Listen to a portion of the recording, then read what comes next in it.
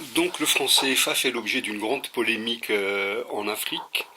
Beaucoup d'Africains sont partisans d'une sortie du franc CFA qui, si elle se faisait précipitamment, pourrait être préjudiciable aux économies africaines, sans tout alors que le franc CFA n'apporte pas d'avantages tangibles à la France et il contribue uniquement à la faire taxer de colonialisme sans qu'elle en tire un profit. Mais il me semble que vous avez une vue originale, vous avez des idées originales à développer sur la question. Oui, c'est vrai, le débat est lancé. Le débat est compliqué parce que c'est un débat aussi technique. Mais pour l'instant, il est surtout présenté de manière polémique par un certain nombre d'activistes qui voient derrière cet héritage colonial. C'est un héritage colonial puisque le franc CFA a été créé en 1946. C'est un héritage colonial. Là encore, la main de la France-Afrique. Ce qui est un petit peu gênant, c'est qu'on oublie un certain nombre de caractéristiques techniques de ce sujet. En gros, il y a 15 pays africains, tous francophones, qui ont une monnaie qui s'appelle le franc CFA, et une monnaie commune, qui est rattachée à l'euro, une parité fixe. Depuis 1994, la parité n'a pas bougé. Et ces pays déposent une partie de leur devise auprès du Trésor français, qui est en quelque sorte l'assureur, le garant voilà, de l'émission de monnaie. Parce que quand vous avez un billet de banque, vous avez une créance, vous avez la possibilité d'aller obtenir de l'or ou des dollars, d'autres monnaies. Donc il faut un assureur quand vous émettez de la monnaie. En gros, c'est ça.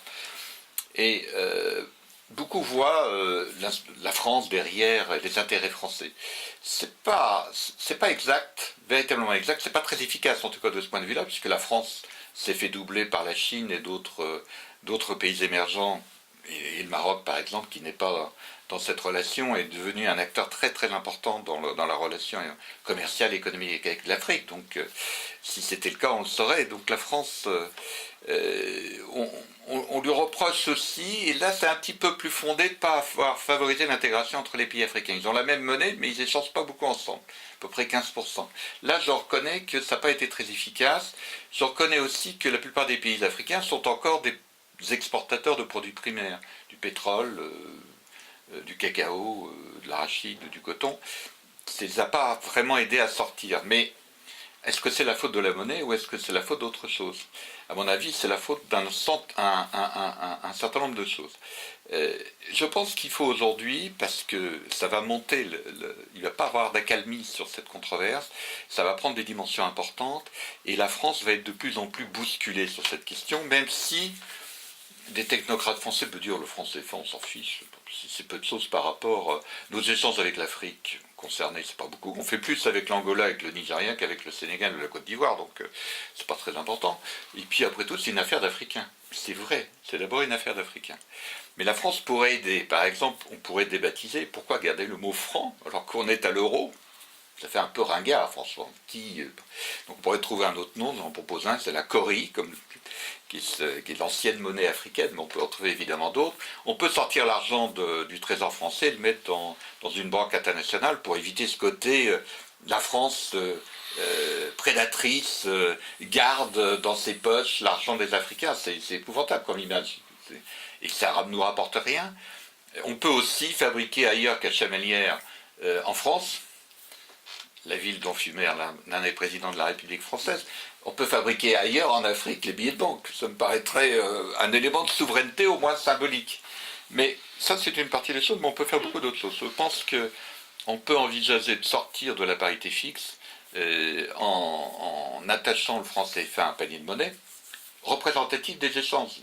On échange avec les Chinois, on échange avec les Américains, les Japonais, on échange avec les Britanniques, on échange avec les Européens. Donc ayons un panier de monnaie représentatif de ces échanges, et puis le franc CFA évoluera en fonction de ces parités, plutôt que de rester calé à une parité fixée par la Banque Centrale Européenne à Francfort. Ça paraît quand même assez aberrant. Vous êtes à Bobo Dioulasso, vous dites la parité de mon franc CFA est fixée à Francfort. Bon, et puis, enfin, il y a un certain nombre de choses comme ça, et on peut décrocher progressivement, parce qu'il faut éviter les chocs, les coups durs, comme de type latino-américain, où on a des hyperinflations à l'Argentine, évidemment, parce que le gros avantage de la zone franc jusqu'à présent, c'est l'inflation, on ne connaît pas.